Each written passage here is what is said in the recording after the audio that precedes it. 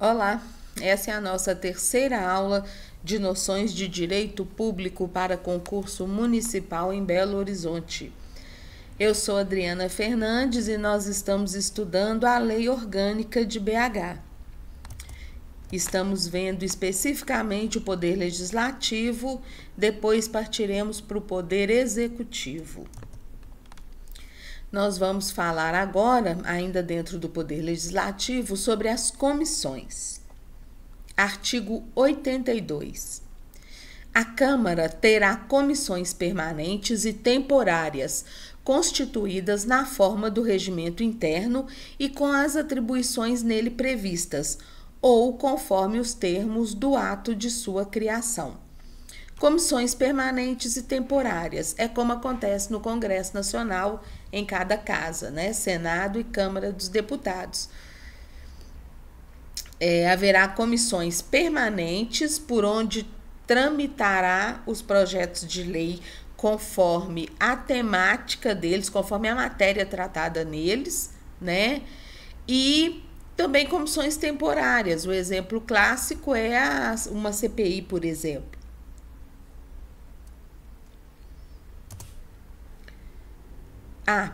Antes que eu me esqueça, elas serão, é o regimento interno quem vai dizer a competência de cada comissão e, em alguns casos não previstos no regimento, o ato da criação da comissão é que irá normatizá-la. Parágrafo 1º.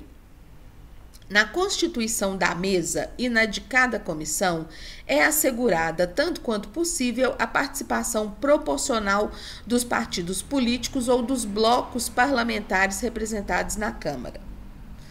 Então, de acordo com a proporcionalidade de vereadores de cada partido na Câmara, espera-se que essa mesma proporcionalidade ocorra nas comissões e na mesa diretora da Câmara. Então, se tem mais vereadores de um partido, menos de outro, essa mesma proporcionalidade será observada na mesa e nas comissões.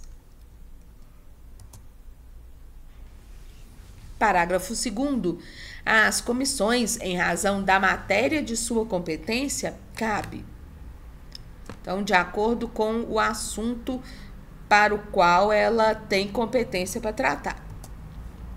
Discutir e votar projeto de lei que dispensar, na forma do regimento interno, a competência do plenário, salvo se houver recurso de 1/10 dos termos dos membros da Câmara. Naqueles projetos em que o regimento interno prevê que não deve ir a plenário para votação dos vereadores da casa, a Câmara encerra o assunto. Ela discute e o que ela votar está aprovado ou rejeitado. Porém, nesses casos, nesses projetos de lei que a comissão pode encerrar nela mesma, se houver requerimento de 1/10 dos membros da Câmara, aí vai a plenário. Às comissões ainda cabe realizar audiência pública com a entidade da sociedade civil. Quero ouvir alguém sobre desarmamento, porque estamos querendo aprovar uma lei sobre desarmamento, né? Ou então, no caso da Câmara mais específico, questões locais. Quero ouvir o dirigente de uma empresa de ônibus, porque estamos aqui nesse debate sobre aumento indevido ou devido de passagens, tá? Então, uma comissão pode chamar uma entidade da sociedade civil, pode chamar uma ONG, pode chamar o dirigente de uma concessionária de serviço público para audiências públicas, para consultar a sociedade e outros interessados sobre um determinado assunto. 3. Realizar audiência pública em regiões do município para subsidiar o processo legislativo. Então, essas audiências públicas também ocorrerão nas diversas regionais. 4. convocar, além das autoridades a que se refere o artigo 76, parágrafo 4º, que nós já vimos lá na primeira ou segunda aula, a comissão também pode convocar servidor municipal para prestar informação sobre um assunto inerente às suas atribuições, constituindo infração administrativa a recusa ou não atendimento no prazo de 30 dias. O artigo 76, parágrafo 4º, fala da convocação de secretários, de dirigentes de entidade da administração indireta e outras autoridades municipais. Então, vem agora o artigo 82, parágrafo 2º, inciso 4, e diz que também pode ser chamado o servidor. 5. As comissões podem receber petição, reclamação, representação ou queixa de qualquer pessoa contra ato ou contra omissão de uma autoridade ou de uma entidade pública. Normalmente, um pedido, uma petição, uma reclamação, representação ou queixa pede que é uma denúncia para que a comissão tome uma determinada providência. 6. A comissão pode solicitar depoimento de qualquer autoridade ou cidadão. Depoimento dentro, então, de uma investigação ou de um debate, de uma audiência pública, por exemplo. 7. Compete à comissão apreciar plano de desenvolvimento e plano de obras do município, que nós vamos ver depois, o prefeito apresenta em cada sessão legislativa. 8. Acompanhar a implantação dos planos e programas de que trata o inciso anterior e exercer a fiscalização dos recursos municipais nele investidos. O prefeito faz um plano de desenvolvimento para a cidade, um programa de obras. Anualmente, ele vai apresentar isso à Câmara. E as comissões, conforme o assunto de competência dela relacionado ao plano de desenvolvimento ou ao programa de obra, vai fiscalizar e acompanhar aquilo. Parágrafo 3º. As comissões parlamentares de inquérito, então agora a gente vai falar exclusivamente de CPI. Observada a legislação específica no que couber, terão poderes de investigação próprios das autoridades judiciais. Investigação, não se fala em julgamento. Então, o que é investigação própria da autoridade judicial? Convocar as pessoas para serem ouvidas.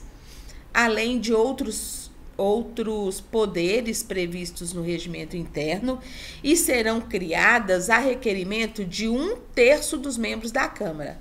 Para criar uma CPI, uma comissão parlamentar de inquérito, é preciso de 1/3 dos membros da Câmara solicitarem a mesa. Elas são criadas para apuração de fato determinado e por prazo certo. Fato determinado. Está se criando uma comissão parlamentar de inquérito para apurar o fato X durante o período tal. E suas conclusões, se for o caso, serão encaminhadas ao Ministério Público, ao Defensor do Povo ou a outra autoridade competente para que se promova a responsabilização civil, criminal ou administrativa do infrator. Se a conclusão da CPI é de que fato houve ilícito, ela vai encaminhar sua conclusão para o Ministério Público ou, conforme o caso, outra autoridade, para que essa entidade entre na justiça e promova, então, a responsabilização. Das atribuições da Câmara Municipal. Artigo 83. Cabe à Câmara Municipal, com a sanção do prefeito, não exigida para o estabelecimento no artigo seguinte, 84, dispor sobre todas as matérias de competência do município, especificamente sobre plano diretor. O plano diretor do município é uma norma que vai determinar sobre o código de postura, sobre lei de silêncio, sobre recuo de obras, sobre número de andar de prédio em cada região. Isso vai passar pela Câmara Municipal e exigirá a sanção do prefeito. O que é a sanção? É a concordância do prefeito para que aquilo vire lei. Se o presidente não sancionar, nós vamos ver depois como que acontece isso, existe um prazo para sancionar. Se ele não sancionar dentro desse prazo, ocorre a sanção tácita e o projeto de lei vai ser promulgado por ele, pelo seu gabinete, ou então volta para a Câmara para essa promulgação. Ou então ele pode rejeitar. Mas, enfim, todas as matérias que dizem respeito ao que vão compor o plano diretor, isso vai compor um projeto de lei que vai tramitar na Câmara e vai exigir a sanção do prefeito. O plano plurianual também vai se transformar numa lei, né? São os gastos, as receitas e as despesas do município durante os 4 anos. Isso será objeto de um projeto de lei que vai tramitar na Câmara e para virar lei dependerá de sanção do prefeito. As diretrizes orçamentárias, a mesma coisa. O orçamento anual. Essas diretrizes orçamentárias, elas vão compor o plano plurianual e o plano plurianual vai ser dividido anualmente, vai compor a lei do orçamento anual.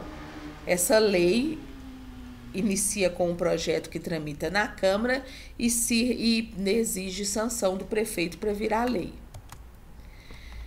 Sistema tributário municipal, arrecadação e distribuição de rendas são assuntos que são tratados por projeto de lei que tramita na Câmara.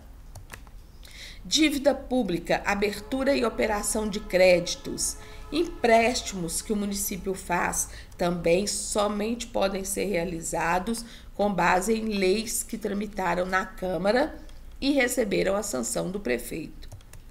Delegação de serviços públicos. Também, quando a prefeitura não executa um serviço público, ela pode delegar para que uma entidade o faça. Essa delegação será feita mediante projeto de lei que tramita na Câmara e receberá a sanção do prefeito. Criação, transformação e extinção de cargos, empregos e função públicos na administração direta, autárquica e fundacional.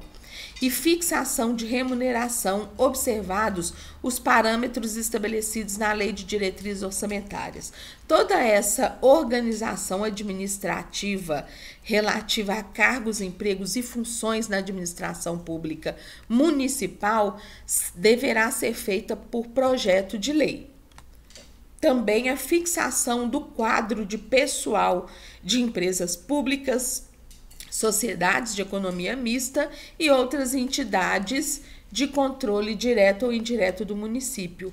Também será fixado o quadro de pessoal por lei. Servidor público da administração direta, autárquica e fundacional, seu regime jurídico único, provimento de cargos, estabilidade e aposentadoria são assuntos que serão tratados, conforme ensina o artigo 83, por projeto de lei que deve receber a sanção do presidente, assim como a criação, organização e definição de atribuições de órgãos e entidades da administração pública municipal. A divisão regional da administração pública também é feita por lei. Em Belo Horizonte nós temos Regional Pampulha, Regional Noroeste, Regional Norte, Regional Centro-Sul. Essa divisão regional foi feita mediante lei. Divisão territorial do município também apenas por lei. A definição dos bens do domínio público também por meio de lei. Quais são os bens do município? Isenção, remissão e anistia também por lei. Aqui nós estamos falando de impostos, taxas e tributos. O município pode isentar uma parcela da população de determinado imposto ou taxa. Imposto e taxa são tributos. A anistia diz respeito a infrações administrativas. Se alguém não cumpriu o código de postura, foi denunciado, fiscalização apareceu, deu prazo para regularizar, não regularizou, foi penalizado. Conforme o caso, por meio de lei, pode ser concedida anistia ao infrator. E remissão também é o perdão, diz respeito às infrações. Então, isenção diz respeito a tributos, impostos e taxas. Remissão e anistia diz respeito a benefícios relativos ao cometimento de infrações administrativas, tá? Deixou de observar o plano diretor em algum item. 16.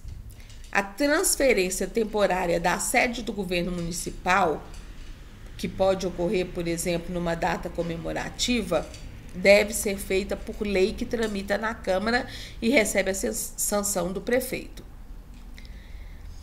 As matérias decorrentes da competência comum de que trata o artigo 13, e o artigo 13 fala que saúde, moradia, combate à pobreza, entre outros, são competências comuns entre o município, o Estado e a União.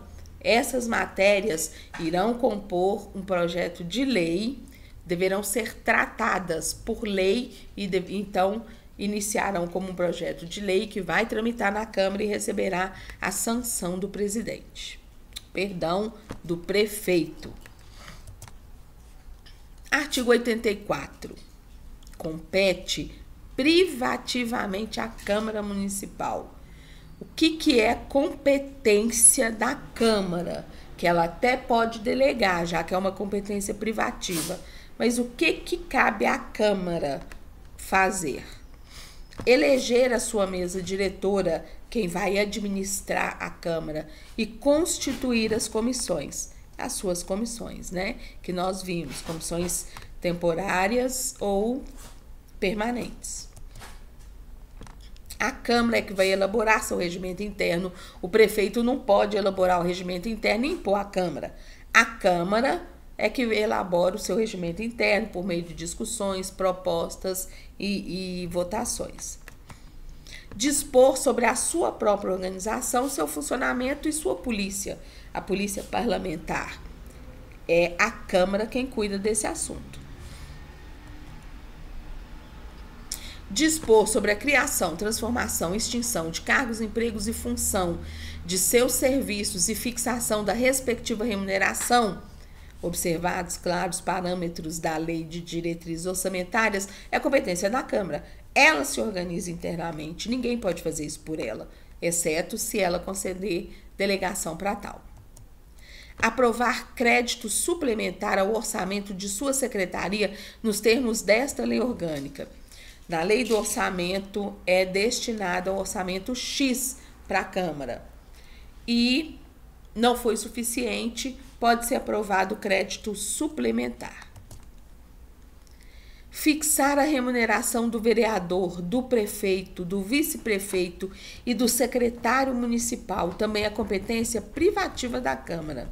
Fixar a remuneração do vereador, do prefeito, do vice-prefeito e do secretário municipal. Lembrem-se que, para fixar a remuneração do vereador, a Câmara tem que fazer isso na legislatura anterior para os seus sucessores. É a Câmara quem dá posse ao prefeito e ao vice-prefeito. E é ela quem conhece da renúncia do prefeito ou do vice-prefeito. O que é a renúncia? É ele desistir do cargo. 9. Conceder licença para o prefeito interromper o exercício de suas funções. Licença para tratar de interesses particulares sem remuneração ou licença para para uma viagem mais longa. Quem concede essa licença é a Câmara Municipal. É ela ainda quem autoriza o prefeito a se ausentar do município por mais de 10 dias. O prefeito e o vice-prefeito por mais de 10 dias e ambos do país por qualquer período. Prefeito e vice-prefeito não podem se ausentar do país sem autorização da Câmara. O prefeito não pode se ausentar do município sem autorização da Câmara, e tudo por mais de 10 dias. E o vice-prefeito não pode se ausentar do estado por mais de 10 dias sem autorização da Câmara. Compete à Câmara processar e julgar o prefeito, o vice-prefeito e o secretário municipal, bem como o ocupante de cargo da mesma hierarquia do secretário em outras entidades nas infrações político-administrativas. Então, num caso de improbidade administrativa, quem vai processar e julgar é a Câmara Municipal.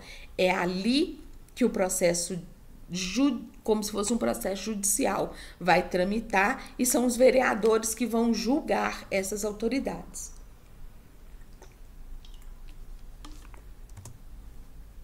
12. Quem destitui o prefeito do cargo após condenação por crime comum ou de responsabilidade ou por infração política administrativa é a Câmara Municipal. Quem destitui o vice-prefeito, o secretário municipal e o ocupante de cargo da mesma hierarquia do secretário após condenação por crime comum ou por infração política administrativa é a Câmara Municipal. No caso do prefeito, crime comum, infração política administrativa e também de responsabilidade. Nas demais autoridades, crime comum e infração político administrativa. Quem procede à tomada de contas do prefeito, se ele não apresentá-las dentro de 60 dias da abertura da sessão legislativa, é a Câmara Municipal. É ainda ela quem julga anualmente as contas que o prefeito apresenta, e é ela quem aprecia os relatórios sobre a execução dos planos de governo. O prefeito apresenta um plano de desenvolvimento, um programa de obras, e esses planos são apreciados pela Câmara e julgados. Os relatórios dessa execução dos planos são apreciados pela Câmara e as contas serão julgadas. Isso pode constituir pegadinha de prova, tá? As contas são julgadas, os relatórios apreciados. 2/3 da Câmara Municipal elege, após arguição pública, o defensor do povo. O defensor do povo é aquilo que se chamava de ombudsman. Chique, né? Não sei falar esse trem, não. Ouvidor, o ouvidor do município, quem vai receber as denúncias, determinar a apuração e, conforme o caso, encaminhar para a penalização. Quem elege o ouvidor, que ouve, que recebe as denúncias do povo, é a Câmara pelo voto de 2/3 de seus membros. O inciso 16 foi considerado inconstitucional, nós vamos então pular. 17. Autorização prévia para convênio intermunicipal para modificação de limites territorial, por exemplo, é a Câmara quem autoriza. Solicitar pela maioria absoluta, ou seja, a maioria de seus membros, a intervenção do Estado em município, compete à Câmara. Nós vimos que quem compete ao Senado aprovar a intervenção federal no município ou no Estado, que está acontecendo agora lá no Rio de Janeiro. No caso de intervenção do Estado em município, a maioria dos membros da Câmara é quem vai solicitar.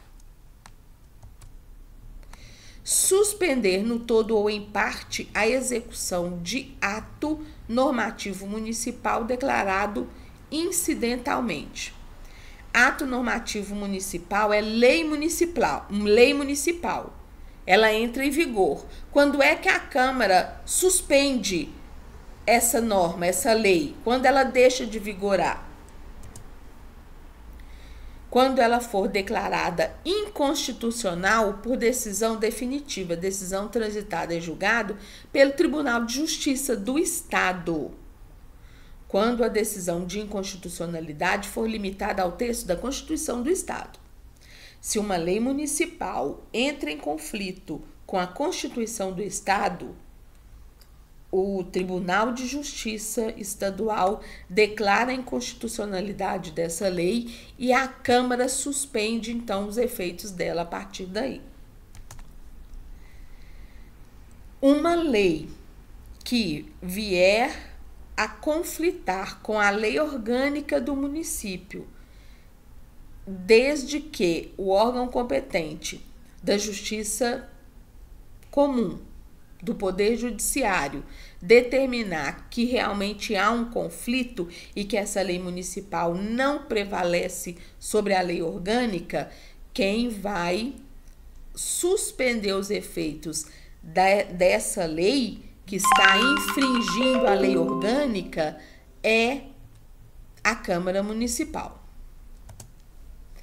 Fiscalizar e controlar os atos do Poder Executivo, incluídos os da administração direta. A Câmara é um órgão fiscalizador e controlador dos atos do Poder Executivo, incluindo a administração direta e indireta. Cabe ainda à Câmara dispor sobre os limites e condições para a concessão de garantia do município em operações de crédito. Quando o município for realizar algum empréstimo e for dar um bem em garantia, ele precisa observar o limite legal dessa garantia. E é a Câmara quem dispõe sobre isso. Quem autoriza a contratação de empréstimos, operações financeiras de qualquer natureza de interesse do município, sempre observada a legislação federal, é a Câmara Municipal. É ela ainda quem vai zelar, quem vai cuidar da preservação da sua competência legislativa em face, diante da atribuição normativa do Poder Executivo. À Câmara compete fazer as leis e o Poder Executivo também pode, em alguns momentos, legislar via decreto. Então, a Câmara precisa zelar pela preservação da sua competência, ou seja, verificar se o Poder Executivo não está legislando via decreto sobre matérias que compete apenas à Câmara Municipal legislar. Aprovar previamente a alienação, a venda, a transferência ou a concessão de bem imóvel público. É de competência da Câmara essa aprovação. Autorizar referendo e convocar plebiscito. Compete à Câmara. Autorizar referendo, ouvir a população sobre uma determinada questão municipal, ou convocar plebiscito, que também diz respeito a uma determinada questão municipal, uma determinada questão local, mas plebiscito relativo à legislação referendo aos atos do Executivo. Quem indica, observada a lei complementar estadual, então uma lei complementar vai tratar do assunto, mas quem indica o vereador que representa o município na Assembleia Metropolitana é a Câmara. A Assembleia Metropolitana é um órgão em que são agregados vereadores e representantes dos municípios da região metropolitana, para deliberar, claro, sobre assuntos de interesse dos municípios que compõem aquela determinada região. Ainda é a Câmara quem vai autorizar a participação do município em convênios, consórcios ou entidades intermunicipais destinados à gestão de função pública, ao exercício de atividade ou à execução de serviços e obras de interesse comum. É comum o município formar convênio ou consórcio com outras entidades, com outros municípios, para melhor gerir uma função pública ou executar uma determinada atividade. Mas ele não pode assinar esse convênio sem antes pedir autorização. O Poder Executivo não pode assinar esse convênio sem antes pedir autorização à Câmara Municipal. aprovar os estatutos das instâncias previstas nesta lei orgânica, os estatutos das entidades previstas nesta lei orgânica serão aprovados pela Câmara Municipal. Mudar temporariamente ou definitivamente a sede da Câmara compete a ela mesma.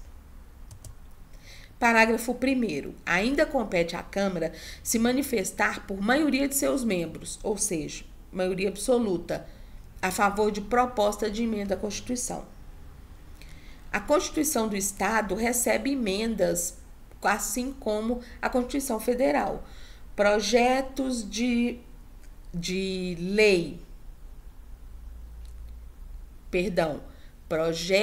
emenda à Constituição do Estado que vão tramitar na Assembleia Legislativa exigem a manifestação da Câmara, ou seja, que ela aprove ou que ela rejeite. Para aprovar é exigida a maioria absoluta de seus membros. Então, sempre que houver um projeto de emenda à Constituição Estadual que for tramitar na Assembleia Legislativa, a Assembleia vai querer ouvir a Câmara e aquilo, para ser aprovado na Câmara, exige maioria absoluta, maioria de seus membros. O parágrafo 2º foi declarado inconstitucional, então nós não vamos ler. Bom, e-mail para dúvidas adrifernandesbh@gmail.com e compartilhe esta aula em suas redes sociais, por favor. E inscreva-se no meu canal, tá bom? Estão aqui meus livros, A Vida em Palavras, 1 e o 2, são ambos de crônicas, histórias verídicas. O primeiro voltado para temáticas do direito, como divórcio, pensão alimento e outros assuntos, e esse segundo sobre relacionamentos. Tenho também um livreto para bombeiro profissional civil e sobre a origem da família Rezende, curiosidades, ok? Muito obrigada e até o próximo vídeo.